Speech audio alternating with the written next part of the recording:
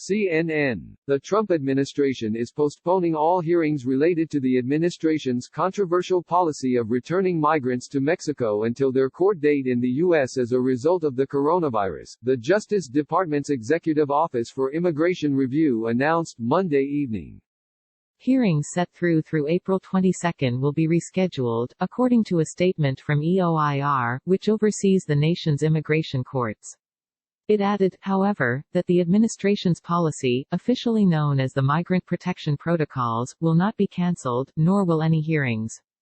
The administration's so-called Remain in Mexico policy requires migrants, many of whom are from Central America, to wait in Mexico for the duration of their immigration hearings. It has resulted in the creation of makeshift camps where hundreds of migrants have waited for weeks, if not months, in squalid and unsafe conditions. In some cases, migrant families have opted to send children across the U.S.-Mexico border alone. The growing coronavirus pandemic and new restrictions at the U.S.-Mexico border have raised questions about the program and its enrollees. EOIR said Monday that any individual with a hearing date through April 22 should still present themselves at their designated port of entry on their previously scheduled date, to receive a tear sheet and hearing notice containing their new hearing dates.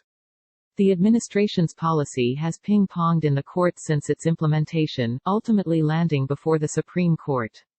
Earlier this month, the Supreme Court said that the policy can stay in effect while legal challenges play out, marking a victory for the administration, which has increasingly relied on the program since its implementation. Lawyers for the asylum seekers called the government's policy illegal, adding that in the months that it has been in effect, reports of murder, rape, torture, kidnapping, and other violent assaults against returned asylum seekers have climbed. But the administration argued, amid the coronavirus outbreak, that blocking the program would prompt a rush to the border. In anticipation of the Supreme Court's ruling, the Defense Department deployed its Crisis Response Force in support of U.S. Customs and Border Protection, resulting in approximately 160 active duty personnel shifted to the southern border. EOIR concluded its statement Monday saying that the agency, along with the Department of Homeland Security, is deeply committed to ensuring that individuals have their day in court, while also ensuring the health and safety of aliens, our frontline officers, immigration court professionals, and our citizens.